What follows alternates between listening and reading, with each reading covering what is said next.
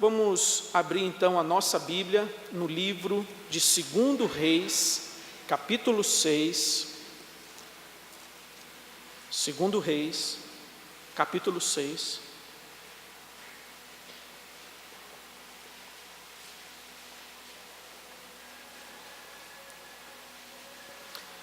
Vamos olhar aqui para um evento da história de Israel e procurar tirar lições para a nossa vida, para a nossa caminhada com o Senhor. Vamos poder perceber aqui a maravilhosa graça de Deus, onde abunda o pecado, superabundou a graça do Senhor. 2 Reis, capítulo 6. Então, segundo livro dos Reis, capítulo 6, eu vou ler a partir do verso 24. Depois disso, ajuntou Ben-Hadad, rei da Síria, todo o seu exército, subiu e sitiou a Samaria. Houve grande fome em Samaria, e eis que a sitiaram ao ponto de se vender a cabeça de um jumento por 80 siclos de prata, e um pouco de esterco de pombas por 5 siclos de prata. Passando o rei de Israel pelo muro, gritou-lhe uma mulher: acode-me, ó rei, meu senhor. Ele lhe disse: se o Senhor te não acode, de onde te acudirei eu, da eira ou do lagar? Perguntou-lhe o rei: que tens? Respondeu ela: esta mulher me disse: dá teu filho, para que hoje o comamos, e amanhã comeremos o meu. Cozemos, pois, o meu filho, e o comemos. Mas dizendo-lhe eu ao outro dia: dá o teu filho para que o comamos, ela o escondeu. Tendo o rei ouvido as palavras da mulher, rasgou as suas vestes, quando passava pelo muro. O povo olhou e viu que trazia pano de saco por dentro sobre a pele. Disse o rei: assim me faça Deus o que bem lhe aprouver, se a cabeça de Eliseu, filho de Safate, lhe ficar hoje sobre os ombros. Estava, porém, Eliseu sentado em sua casa, juntamente com os anciãos. Enviou o rei um homem de diante de si, mas antes que o mensageiro chegasse a Eliseu, disse este aos anciãos: vedes como o filho do homicida mandou tirar-me a cabeça. Olhai, quando vier o mensageiro, fechai-lhe a porta e empurrai-o com ela. Porventura não vem após ele o ruído dos pés de seu senhor? Falava ele ainda com eles, quando lhe chegou o mensageiro. Disse o rei: eis que este mal vem do Senhor, que mais, pois, esperaria eu dele? Então disse Eliseu: ouvi a palavra do Senhor. Assim diz o Senhor: amanhã, a estas horas, mais ou menos, dar-se-á um alqueire de flor de farinha por 1 siclo, e 2 de cevada por 1 siclo, à porta de Samaria. Porém o capitão, a cujo braço o rei se apoiava, respondeu ao homem de Deus: ainda que o Senhor fizesse janelas no céu, poderia suceder isso? Disse o profeta: eis que tu o verás com os teus olhos, porém disso não comerás. 4 homens leprosos estavam à entrada da porta, os quais disseram uns aos outros: para que estaremos nós aqui, sentados até morrermos? Se dissermos: entremos na cidade, há fome na cidade, e morreremos lá. Se ficarmos sentados aqui, também morreremos. Vamos, pois, agora e demos conosco no arraial dos Círios. Se nos deixarem viver, viveremos. Se nos matarem, tão somente morreremos. Levantaram-se ao anoitecer para se dirigirem ao arraial dos Círios. E tendo chegado à entrada do arraial, eis que não havia lá ninguém, porque o Senhor fizera ouvir no arraial dos Círios ruído de carros e de cavalos, e o ruído de um grande exército, de maneira que disseram uns aos outros: eis que o rei de Israel alugou contra nós os reis dos heteus, os reis dos egípcios, para virem contra nós. pelo que se levantaram e, fugindo ao anoitecer, deixaram as suas tendas, os seus cavalos, os seus jumentos e o arraial como estava, e fugiram para salvar sua vida. Chegando, pois, aqueles leprosos à entrada do arraial, entraram numa tenda, comeram e beberam, e tomaram dali prata e ouro e vestes, e se foram, e os esconderam. Voltaram e entraram em outra tenda, e dali também tomaram alguma coisa e a esconderam. Então disseram uns para os outros: não fazemos bem, este dia é dia de boas novas, e nós nos calamos. Se esperarmos até a luz da manhã, seremos tidos por culpados. Agora, pois, vamos e o anunciemos à casa do rei. Muito bem, ainda vou destacar aqui o versículo 17. Dera o rei a guarda da porta ao capitão, em cujo braço se apoiara, mas o povo o atropelou na porta, e ele morreu, como falara o homem de Deus, o que falou quando o rei descera a ele. Meus irmãos, eu quero meditar aqui, olhando para essa passagem, para esse texto, que períodos de aflição tornam os tempos propícios para o anúncio das boas novas. Períodos de aflição, de sofrimento, de angústia, se tornam momentos propícios para o anúncio das boas novas. O que está acontecendo aqui? Nós estamos vendo o povo de Israel, reino do norte, e eles estão passando por um momento de grande dificuldade, tormenta, sofrimento. A gente vê toda a situação que tem acontecido na Venezuela: a imigração, a fome, a escassez, a falta de esperança, de perspectiva. Mas a situação aqui estava muito mais grave. A fome era grande. Aqui fala que a cabeça de um jumento, que quase não tinha carne, era vendida por 1 quilo de prata. Até esterco de pomba era vendido para alimento. Era a angústia, o desespero que tomava conta dentro dos muros de Samaria,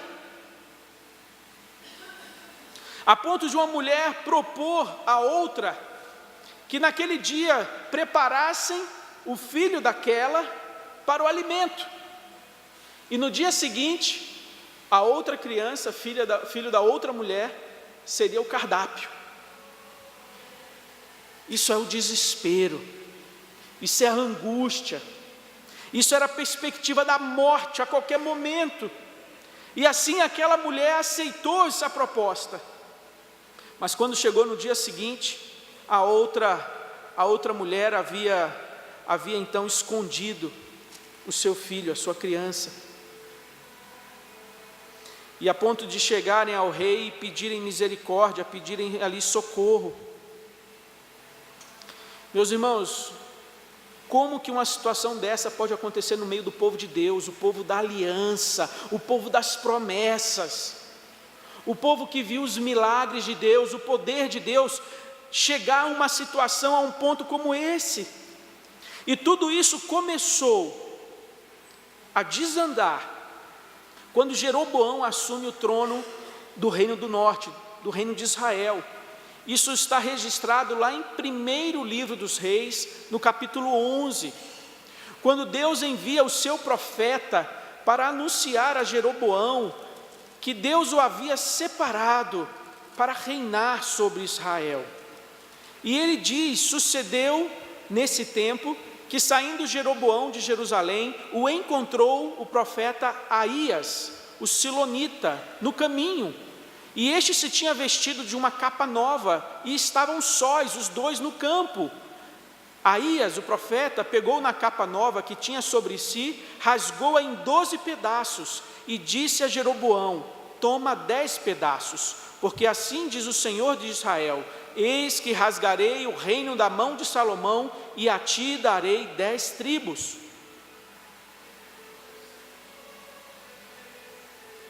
E aí o que acontece? O profeta ainda diz a ele: se ouvires tudo o que eu te ordenar, e andares nos meus caminhos, e fizeres o que é reto perante mim, guardando os meus estatutos, os meus mandamentos, como fez Davi meu servo, eu serei contigo. Te edificarei uma casa estável, como edifiquei a Davi, e te darei Israel. Então Deus promete a ele estabilidade, segurança. Deus simplesmente pede a ele que ele observe e ande no caminho do Senhor, que ele siga os estatutos e os mandamentos do Senhor, e Deus seria com ele. Essa foi a orientação de Deus para aquele rei, quando essa nação de Israel estava começando.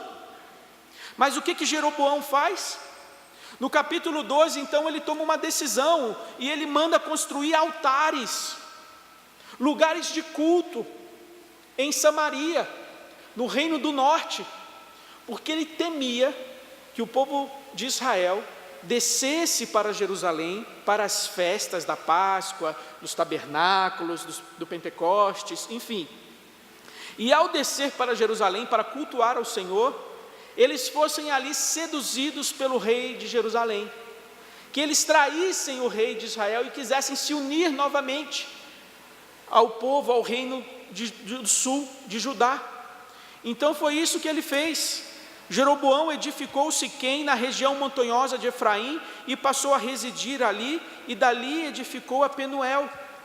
Disse Jeroboão consigo: agora tornará o reino para a casa de Davi, se este povo subir para fazer sacrifícios na casa do Senhor, em Jerusalém.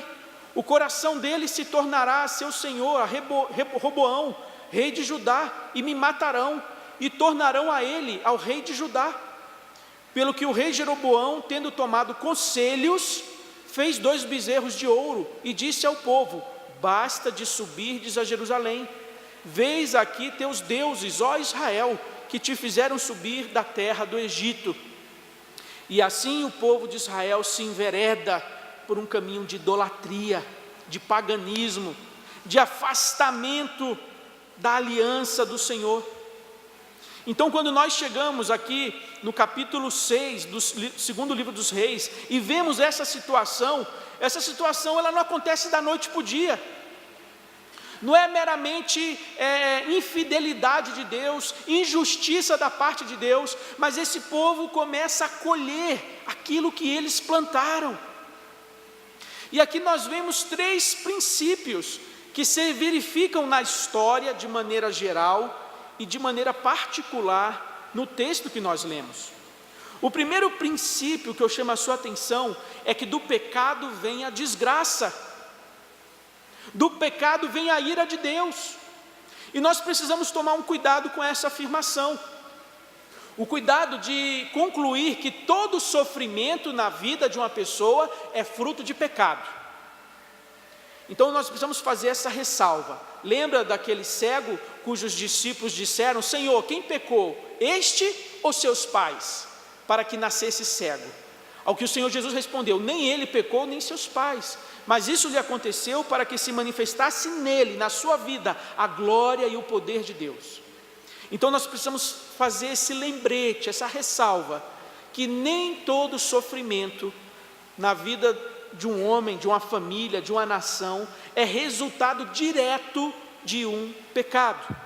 Mas no texto específico que nós lemos, nós podemos perceber que do pecado vem a desgraça, do pecado vem a ira de Deus, vem a punição de Deus. E por isso o povo estava aqui sitiado, cercado por um exército inimigo, passando fome, sem condições de vencer aquele inimigo.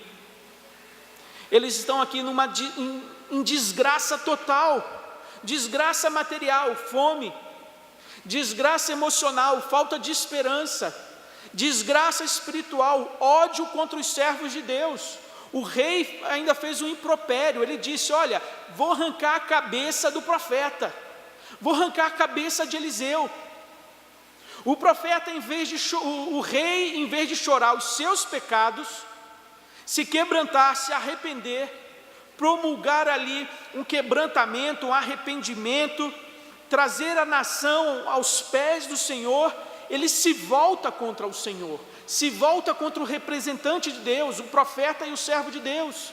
O seu coração se endurece, se enche de ira, de fúria. Ao invés de se quebrantar, de chorar o seu pecado, o seu afastamento de Deus. Do pecado, meus irmãos, não pode vir bênção. Do pecado não pode vir uma alegria que dura.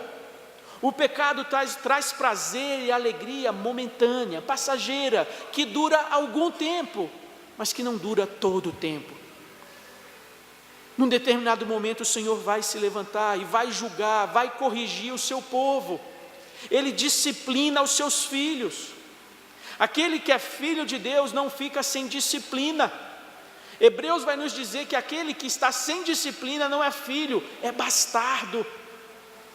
Então, se você é filho de Deus, se você é parte do povo de Deus, se você se entregar de maneira constante, de maneira deliberada ao pecado, como uma decisão consciente, não espere a bênção de Deus, não espere o favor de Deus, mas espere a disciplina, a punição, a correção do Senhor.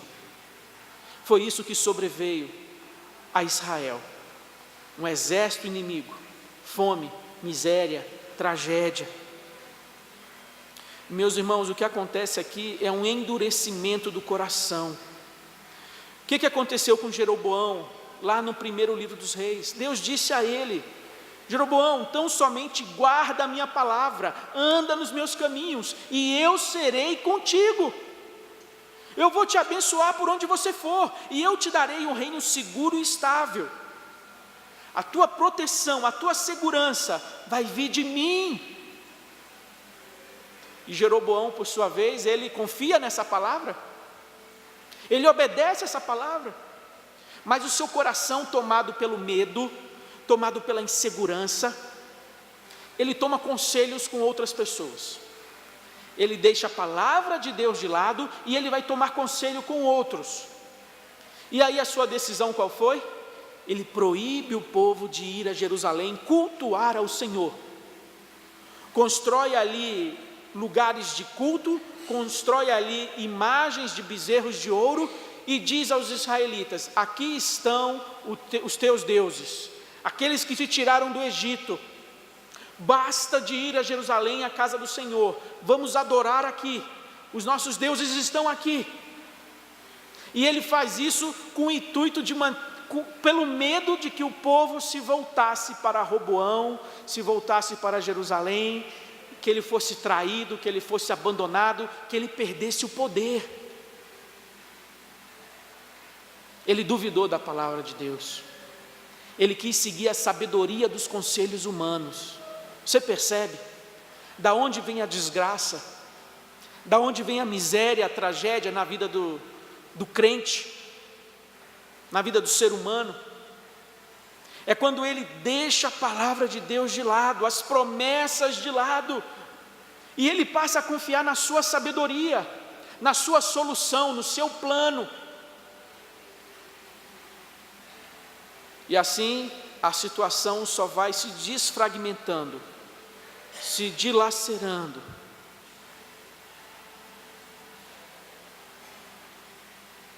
Isso às vezes pode vir sobre a nossa família, isso pode vir sobre a nossa vida espiritual, nosso desânimo, nossa falta de alegria nas coisas do Senhor. A gente passa a servir ao Senhor, ir na igreja e levar a nossa vida espiritual no modo automático, no modo do formalismo, de cumprir tabela, de fazer a minha obrigação, mas perde a alegria no Senhor, a alegria de estar na casa de Deus, de estar servindo ao Senhor, e a gente faz apenas o mínimo necessário para não ser incomodado por ninguém, para não ser cobrado por ninguém.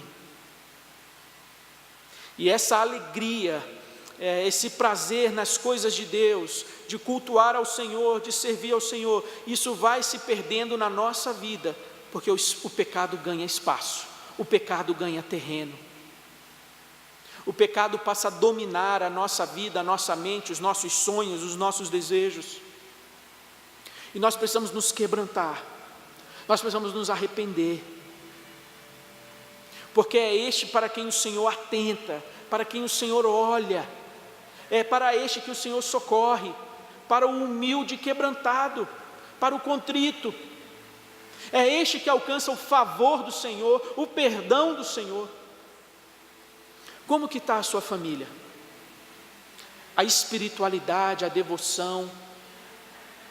Como que está o seu casamento? Será que tudo caminha bem, em paz? Será que Deus está sendo exaltado, honrado, glorificado? Será que Deus está satisfeito, alegre com aquilo que Ele vê no nosso coração e na nossa casa? Ou será que nós temos passado por problemas, lutas e dificuldades que são resultados de um coração endurecido, de um coração que não está disposto a mudar, de um coração que não está disposto a abrir mão do seu jeito de ser, da sua verdade, da sua razão, e a gente vai empurrando com a barriga aquela situação, aquela luta, aquela dificuldade, seja no relacionamento com os filhos, seja no relacionamento com o cônjuge, seja uma luta, uma dificuldade financeira por causa de maus hábitos financeiros, um descontrole, uma falta de organização, um desejo de viver um padrão que não é o seu financeiramente, porque você tem que acompanhar o seu vizinho, o seu parente, o seu irmão. Eu tenho que frequentar os mesmos restaurantes, eu tenho que fazer as mesmas viagens. E assim, por querer acompanhar esse padrão do outro, você traz sobre você preocupação, dor de cabeça, contendas dentro de casa. Será que há áreas na nossa vida que precisam de ajuste, de correção, da gente alterar a rota do caminho que estamos trilhando? Estamos confiando em Deus, em sua palavra, ou estamos confiando nos conselhos dos homens, na sabedoria humana? Lembre-se, do pecado não vem bênção, do pecado vem desgraça, porque a palavra diz: não se deixe enganar, de Deus não se zomba, pois o que o homem semear, isso também colherá. Quem semeia para a sua carne, da carne colherá destruição. E isso pode acometer o povo de Deus. Não é porque você foi criado na igreja, não é porque você conhece essa palavra, não é porque você tem um cargo, foi eleito para alguma função na igreja, que você está isento de pecar contra Deus, você está isento de colher os frutos da disciplina de Deus na sua vida. Essa situação na vida de Israel chama a nossa atenção para a necessidade de um coração quebrantado. Um coração pronto a reconhecer suas faltas, seus pecados, e se dobrar, se prostrar diante do Senhor. Mas Deus, na sua graça, na sua misericórdia, Ele faz uma promessa. Enquanto do pecado vem a desgraça, do Senhor vem as promessas. E a promessa que Ele dá aqui ao seu povo, através do profeta Eliseu, é que no dia seguinte, no prazo aí de 24 horas, a porta de Samaria, a porta da cidade, haveria ali uma feira, e nessa feira iria se vender um alqueire de flor de farinha por um siclo, e 2 alqueires de cevada por um siclo. Sabe o que ele está falando aqui em resumo? Abundância, fartura. Enquanto se vendia a cabeça de um jumento por 80 ciclos de prata, iriam se vender um alqueire de farinha por um ciclo. Da miséria para a fartura. Deus está prometendo que iria saciar a fome do povo. O Senhor envia aqui essa promessa. E qual foi a resposta do capitão do rei? Ele disse a Eliseu: ainda que o Senhor fizesse janelas no céu, poderia isso acontecer? Diante da promessa, aquele homem responde com incredulidade, com dúvida: será? Deus pode fazer isso mesmo? Deus pode mudar a nossa sorte? Deus pode dar essa fartura? Ele duvida. Ao que o profeta diz a ele: eis que tu verás com os teus olhos, porém disso não comerás. Olha que palavra. Você vai ver, mas você não vai comer. O que acontece então? 4 homens leprosos estão ali à porta da cidade, como que esperando a morte, e eles começam a conversar entre si, e eles dizem: olha, o que nós vamos ficar fazendo aqui? Esperar a morte mesmo? Dentro da cidade, fome e miséria. Aqui também não há nada. Vamos lá em direção ao acampamento do exército inimigo, ao acampamento dos sírios. Se nos deixarem viver, viveremos. Se nos matarem, morreremos. E se levantaram e foram em direção ao acampamento dos sírios. E o que acontece quando chegam lá? Deus fez aquele exército ouvir ruídos da presença de um grande exército, de uma grande cavalaria, de maneira que eles ficaram amedrontados, assustados. Eles ouviram aquele ruído e falaram: olha, gente, vamos correr, vamos fugir, porque o exército de Israel está vindo e não é pequeno. A terra deveria até tremer diante do barulho daquele exército cavalgando. E o texto nos diz que eles nem recolhem os pertences, suas riquezas, seus tesouros, que eles deixam tudo para trás para salvar suas vidas. Há uma intervenção de Deus. Deus envia ali seus exércitos angelicais, Deus ali faz aqueles homens ouvirem esses ruídos e eles se assustam e fogem, deixando para trás riquezas e farturas. Deus está aqui guerreando as guerras do seu povo. Deus está aqui demonstrando graça, demonstrando misericórdia. Mesmo antes daquele povo não demonstrar quebrantamento, arrependimento, humildade, mas Ele está dando aqui um sinal do seu poder, um sinal da sua graça, um sinal da sua misericórdia. Olha, vocês não merecem, vocês não são dignos, mas eu estou aqui dando mais uma oportunidade para que esse povo, para que essa nação possa subsistir, permanecer, ser livre do inimigo, ser livre da fome e da miséria. É uma manifestação da graça de Deus, da misericórdia de Deus. E meus irmãos, Deus na sua bondade, na sua graça tem nos dado oportunidades, apesar do nosso pecado, apesar da nossa infidelidade, da nossa inconstância, Ele ainda tem preservado a nossa vida, Ele tem preservado a nossa saúde, Ele tem nos dado a oportunidade de estarmos na casa dEle, ouvindo a palavra dEle. Mas nós não podemos confiar nesse ambiente de segurança e achar que podemos continuar vivendo a vida de qualquer maneira, levando a vida cristã do nosso modo, do nosso jeito. Nós precisamos fazer um autoexame, uma autoavaliação do nosso coração, da nossa vida, aonde nós temos colocado o nosso coração, aonde está o seu tesouro, nos prazeres e alegrias desse mundo, nas riquezas passageiras desse mundo, ou a sua esperança está no Senhor, a sua alegria está no Senhor. Você pode dizer como o salmista: a quem tenho eu na terra, além do Senhor? O Senhor é a minha porção e a minha herança, o Senhor é a minha riqueza. Será que podemos dizer como Paulo, que aprendemos a viver contente em toda e qualquer situação? Que aprendemos a ter fartura e a ter escassez? Que aprendemos que tudo podemos naquele que nos fortalece? Será que a alegria do Senhor é a nossa força? Ou será que a nossa alegria depende das riquezas, das bênçãos, da saúde, da prosperidade? Eu lembro do Salmo quando diz: Senhor, mais alegria puseste no meu coração quando o ímpio, quando tem fartura de vinho, de alimento, mais alegria o Senhor colocou no meu coração do que o ímpio, quando goza da fartura da sua riqueza.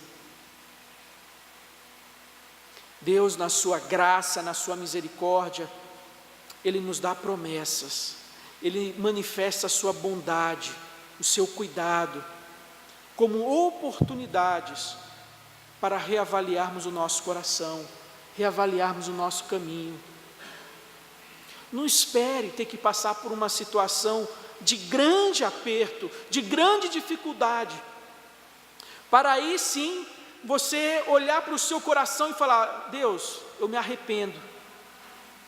Deus, eu quero tomar uma decisão e fazer um concerto contigo. Eu quero fazer um novo pacto, uma nova aliança contigo, no sentido de abandonar o meu pecado e servir ao Senhor com todo o meu coração, alma, força e entendimento. Não espere o dia mau, não espere o dia da aflição. Você conhece a palavra de Deus, e você sabe exatamente aquilo na sua vida que precisa ser conformado à vontade de Deus.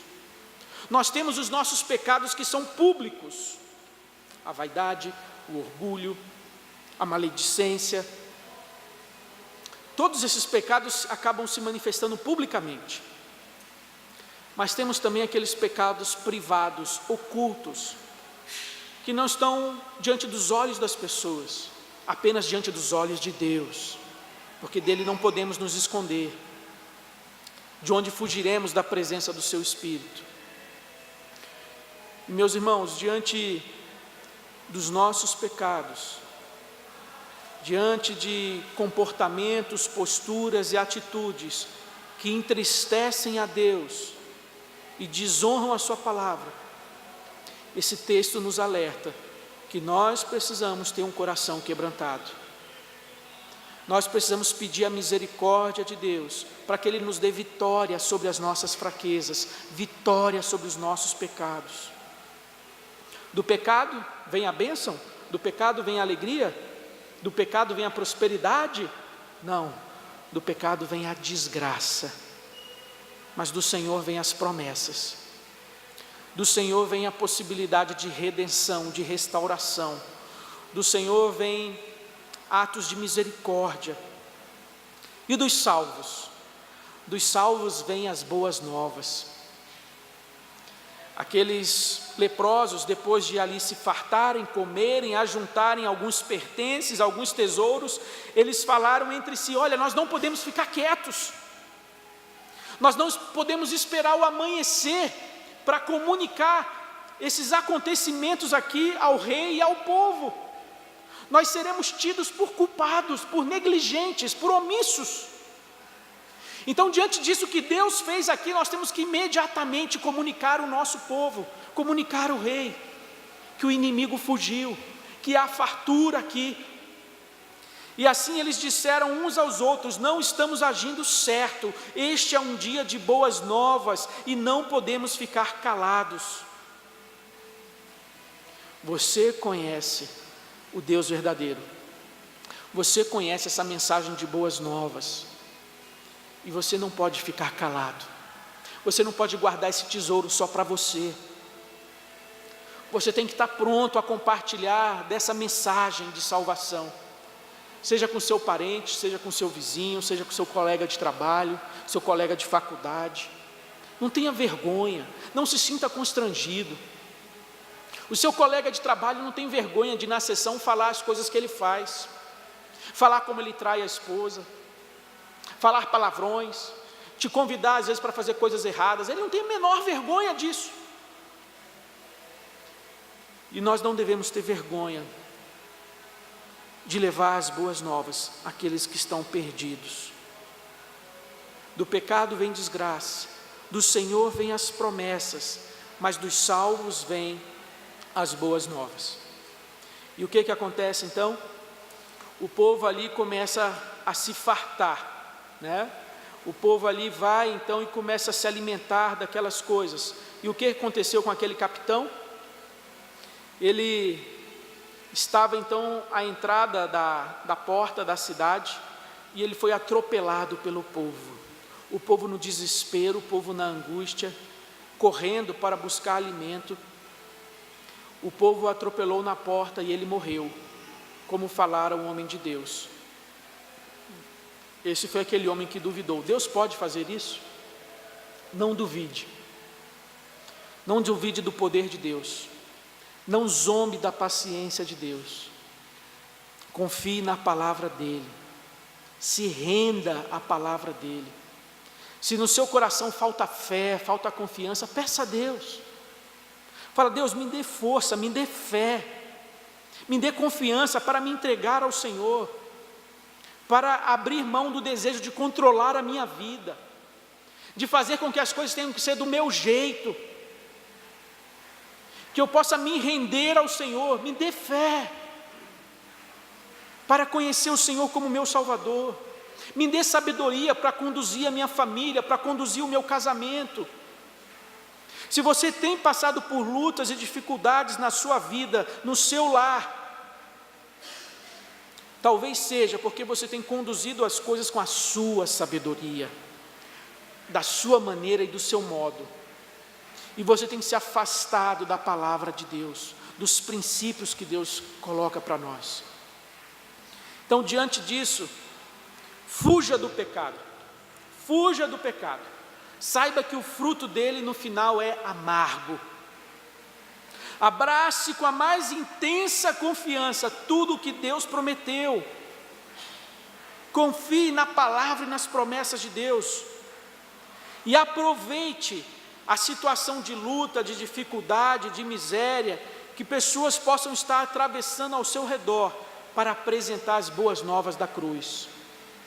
Se você está vendo alguém que está desanimado, que está triste, que está sem esperança, apresente o Evangelho, apresente a fonte da graça, das boas novas, da esperança. Que assim o Senhor tenha misericórdia de nós e nos dê um coração quebrantado, humilde, nos dê um coração confiante na sua palavra e na sua promessa, e nos dê boca para falar e testemunhar de tudo aquilo que Deus tem feito. Que assim a maravilhosa graça de Deus possa se manifestar a cada dia na nossa vida, no nosso lar, na nossa igreja. Amém?